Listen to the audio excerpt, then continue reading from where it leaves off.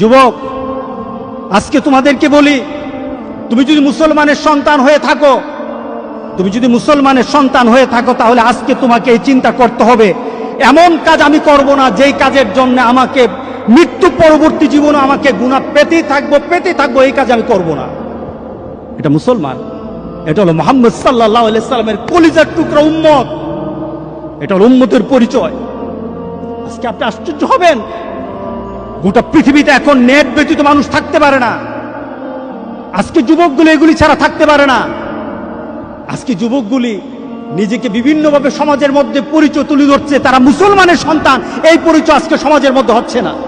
আল্লাহ সুবহানাহু ওয়া তাআলা আমাদেরকে বলছেন, ইন্না নাহনু নুহয়িল মাউতা ওয়া নাকতুবু মা কদ্দামু, আমি তো মৃতদেরকে জীবিত করি। আল্লাহ বলেন, আমি মৃতদেরকে আবার জীবিত করব এবং তাদের কৃতকর্মগুলি আমি সবগুলি লিপিবদ্ধ করে রাখি। ওয়া কুল্লা শাইইন আহসাইনাহু ফি ইমামিন মুবিন, আর প্রত্যেকটি সংরক্ষিত আছে, প্রত্যেকটি জিনিস সংরক্ষিত আছে তোমার জীবনের, প্রত্যেকটি জিনিস সংরক্ষিত আছে। যুবক, তোমার জীবনটা যদি, তোমার চলাটা যদি কুরআন এবং সুন্নাহ অনুযায়ী হয়, আল্লাহর রাসূল আর নেককার বান্দারা যেমন সুন্দর মউত পেয়েছে, রাসূল সাল্লাল্লাহু আলাইহি সাল্লাম বলেন, তোমাদের মউতও তত সুন্দর হয়ে যাবে, তোমাদের মউতও তেমন সুন্দর হবে। রাসূল সাল্লাল্লাহু আলাইহি সাল্লাম বলতেছেন, তুমি দুনিয়াতে যেভাবে চলবা মউতও তেমন হবে। কোন ধরনের খারাপই যদি তোমার মধ্যে থাকে, তুমি যদি খারাপ নীতিতে চলো, তুমি খারাপ দৃশ্য নিয়ে চলো, তোমার হাতে খারাপ থাকে, তোমার ঘুমের সময় খারাপ জিনিস তোমার সাথে থাকে, তুমি তোমার বন্ধু বান্ধবের সাথে যখন আড্ডা দাও তখন তুমি খারাপ কোন দৃশ্য নিয়ে তুমি কথা বলো, তুমি তোমার বন্ধু বান্ধবের সাথে যখন কথা বলো তোমার ভিতরে খারাপ চিন্তা থাকে, তোমার মতটাও তেমন খারাপই মত হবে। কে বলেছেন? মুহাম্মদুর রাসূলুল্লাহ। বিশ্বাস হয় না? বিশ্বাস হয় না? মুহাম্মদ সাল্লাল্লাহু আলাইহি সাল্লাম বলে গেছেন, তোমার মতটা তেমন হবে। শুধু তাই নয়, কামা তামুতুন্না তুবাসুন, যেমন তোমার মত হবে তেমনই ভাবে তোমাকে আখিরাতে উঠানো হবে। এরপর রাসূল সাল্লাল্লাহু আলাইহি সাল্লাম হচ্ছে, তোমার মতটা যেমন, তোমাকে উঠানো হবে ওই নীতিতে, যেমন ভাবে তুমি মরেছ। শুধু তাই নয়, কামা তুবাসুন তুশারুন, যেমন ভাবে তোমাকে হাসর করা হবে, যেমন ভাবে তোমাকে উঠানো হবে, তেমন ভাবে তোমার হাসর হবে। সুতরাং দুনিয়া যেমন, হাসর তেমন, দুনিয়া যেমন, মওত তেমন, দুনিয়া যেমন, কবর তেমন। আজকে সবার ভিতরে একটা কথা বলি, আমাদের জীবনটাকে আমরা সুন্দরভাবে চালাতে চাই, এই জিনিসটা আমাদেরকে ধ্বংসের দিকে নিয়ে যাচ্ছে। যতটুকু উপকার আসা দরকার তার থেকে ক্ষতিটা বেশি হচ্ছে। আজকে যদি সমাজের সন্ত্রাসী শিখতে চায়, তাহলে এখান থেকে সন্ত্রাসী শিখে, ছোট ছোট বাচ্চারা পর্যন্ত সন্ত্রাসী স্টাইল শিখে কিভাবে মারামারি করতে হয়, সব কিছু এখান থেকে শিক্ষা হয়। যদি তোমার ভিতরে দিনদারি হয়, সেটা তোমার আল্লাহর তরফ থেকে তোমার প্রতি একটা করুণা, তুমি ভালো কিছু বের করতে পারো, ভালো কিছু বের করতে পারো। এটা ভালোর দিকেও নিয়ে যায়, খারাপের দিকে নিয়ে যায়, তবে খারাপের দিকের সংখ্যাটাই বেশি। তাহলে আজকে আমরা এই নিয়ত করব যে আমাদের চোখকে হেফাজত করব। কারণটা কি? এই চোখ সম্পর্কে প্রশ্ন করা হবে, আমাদের যৌবন সম্পর্কে প্রশ্ন করা হবে। রাসূল সাল্লাল্লাহু আলাইহি সাল্লাম বলেছেন, সামনের দিকে অগ্রসর হওয়া যাবে না যতক্ষণ পর্যন্ত তার প্রশ্নের উত্তর দিতে না পারবে, ততক্ষণ হবে না। সেটা কি? আন উমরিহি ফিমা আফনাহু, তোমার জীবনটাকে তুমি কিভাবে পরিচালনা করেছো। আরেকটা হলো শাবাবি ফিমা আবলাহু, তোমার যৌবনকে তুমি কিভাবে ব্যয় করেছো। এই প্রশ্নগুলো আসবে। কবরও যেমন প্রশ্ন, হাসরের ময়দানে প্রশ্ন আছে। তাহলে চলুন আমরা পরিবর্তন হয়ে যাই।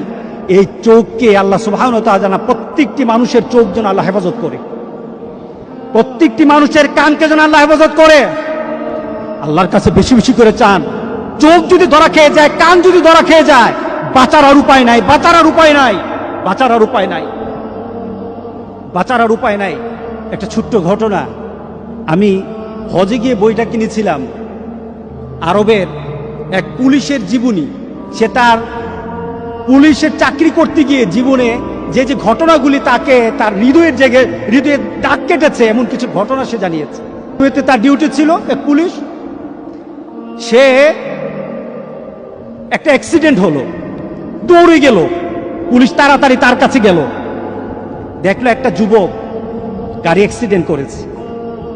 সে তাড়াতাড়ি সে ছেলেটার কাছে গেল, দেখলো যে তার ছেলেটার অবস্থা খুব খারাপ হয়ে গেছে, কিন্তু তার গাড়ির মধ্যে কোরআন তেলাওয়াত হচ্ছিল। গাড়ির মধ্যে কি চলছিল? কোরআন তেলাওয়াত চলছিল। গাড়িতে কোরআন তেলাওয়াত চলছিল। সে ড্রাইভ করতেছে, সে কোরআন তেলাওয়াত শুনতেছিল। ওই মুহূর্তে সে অ্যাক্সিডেন্ট হয়েছে, তার মুখে যেন বিড়বিড় করে কোরআন তেলাওয়াত চলছিল। সে বিড়বিড় করে কোরআন তেলাওয়াত পড়ছিল। সে পুলিশ বলতেছে, আমি ছেলেটাকে কুলে নিলাম, দেখলাম মুখটা একটু নড়ে, কোরআন তেলাওয়াতের মতো একটু শব্দগুলি বের হয়, আমি বুঝি না। এক পর্যায়ে সে আস্তে করে সে ঢলে পড়ে গেল, তার মৃত্যু হয়ে গেছে। খবর নেওয়া হলো, তাড়াতাড়ি তার খবর নেওয়া হলো, তাকে তার মোবাইল থেকে তার বিভিন্নভাবে তার পরিবারের সাথে যোগাযোগ করা হলো। যোগাযোগ করে সে জানা গেল এই ছেলেটা প্রতি বৃহস্পতিবার তার দাদির কাছে যেত। তার দাদি আছে গ্রামের বাড়িতে, 200 মাইল ড্রাইভ করে দাদির কাছে যেত। প্রতি বৃহস্পতিবার যেত, দাদির সাথে থাকতো, শুক্রবার নামাজ পড়ে আবার সে ফিরে আসতো, রিয়াদে চলে আসতো। প্রতি বৃহস্পতিবার যেত, আর যাওয়ার সময় সে গাড়ির মধ্যে কোরআন তেলাওয়াত ছাড়তে কোরআন তেলাওয়াতের সাথে মুখ মিলাতে পড়তে সে দাদির কাছে বসতো, আবার বাড়ি থেকে ফিরে আসতো। এটা ছিল তার অভ্যাস। লং ড্রাইভে বের হতো, কোরআন তেলাওয়াত শুনতে যেত। সেইভাবে কোরআন তেলাওয়াত শুনতে কোরআনের অনেকটা হাফেজ হয়েছিল। ছেলেটা কোরআন তেলাওয়াতের সাথে দুনিয়া থেকে বিদায় হয়ে গেল। আরেকটা ছেলের অ্যাক্সিডেন্ট সে বর্ণনা করলো। অ্যাক্সিডেন্টের সাথে কাছে গেল, গিয়ে দেখলো গাড়িতে গান বাজে। তো সে বললো, পুলিশ বলতেছে, আমি তাড়াতাড়ি তাকে কুলে নিলাম, তাকে চেষ্টা করলাম তার শেষ মুহূর্তে একটু কোরআন তেলাওয়াত শোনানোর জন্য, একটু তালকিন করার জন্য, কলেমা পড়া শিখে তাকে একটু শোনানোর জন্য। যতবার আমি তালকিন করি, যতবার আমি লা ইলাহা ইল্লাল্লাহ, যতবার আমি কালেমা পড়াই, ততবার সে গান গায়। নাউজুবিল্লাহ বলি। কারণ তার মধ্যে কিসের গানের যে স্মৃতি, গানের যে একটা মানসিকতা, গানে এতক্ষণ শুনতে ভিতরে যে গানের একটা ভালোবাসা তো তার রয়ে গেছে, যায় না। যেমন তার দুনিয়ার জিন্দেগি ছিল, তেমন তার মৌত হয়েছে। গান শুনতে সে চলছিল, আর গান শুনতে তার মৌত হলো। এবার বলেন তো দেখি, তাকে কাল হাসুরের দিন কি কোরআন তেলাওয়াত অবস্থা উঠবে নাকি গান অবস্থা উঠবে? বলেন। তুমি জানো না তোমার মৌত কখন, পৃথিবীর কেউ জানে না তার মৌত কখন।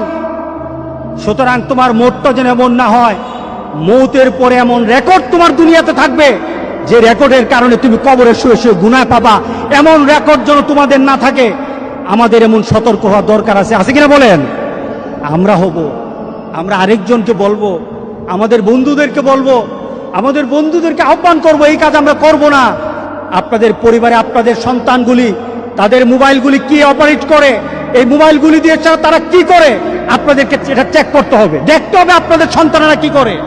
যুবক, তোমাদের জন্য খুব কঠিন সমাজ তোমাদের সামনে।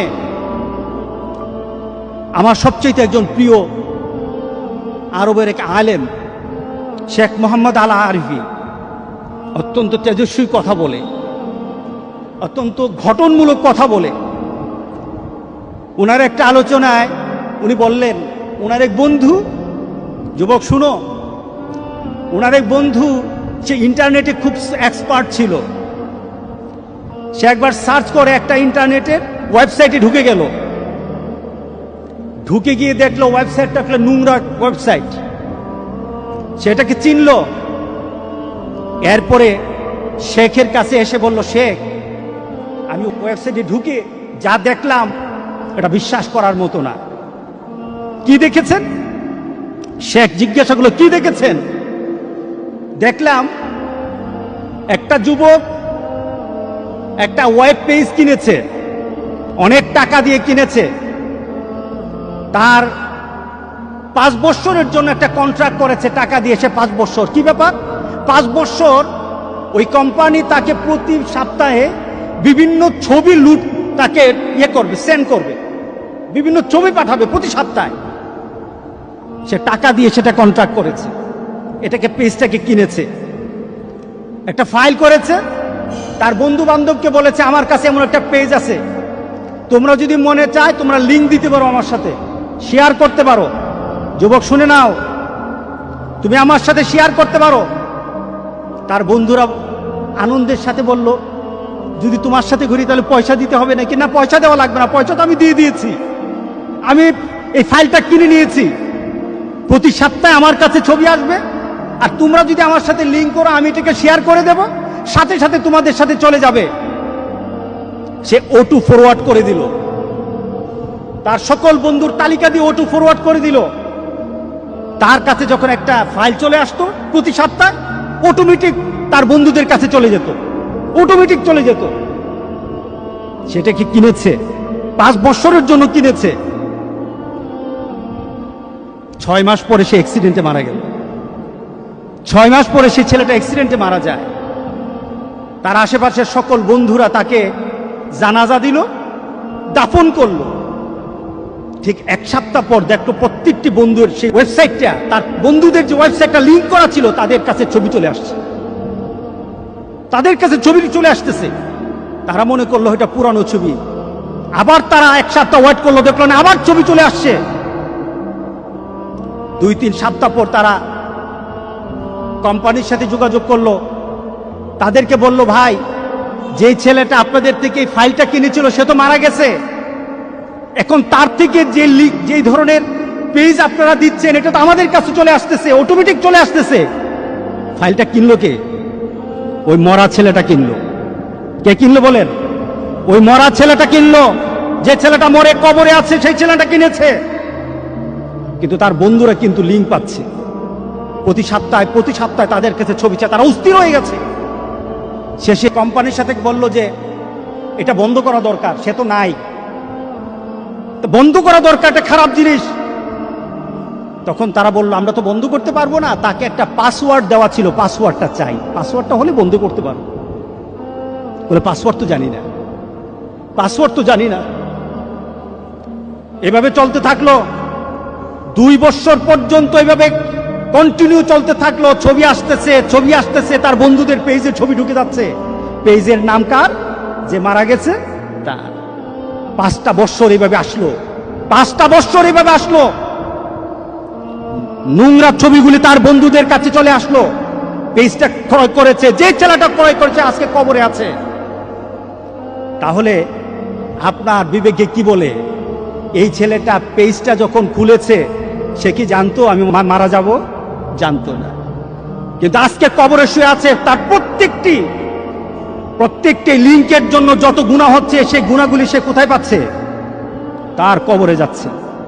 যুবক, তোমার মোবাইলটা যদি এইভাবে খোলা থাকে, তোমার মোবাইলের মধ্যে যদি এইগুলি জিনিসগুলি থাকে, ওই যুবক যেমন জানে না সে 5 বছরের জন্য কিনেছে, সে জানে না 6 মাস পরে সে মারা যাবে। যুবক, তুমিও কিন্তু জানো না তোমার কখন মৌত হবে।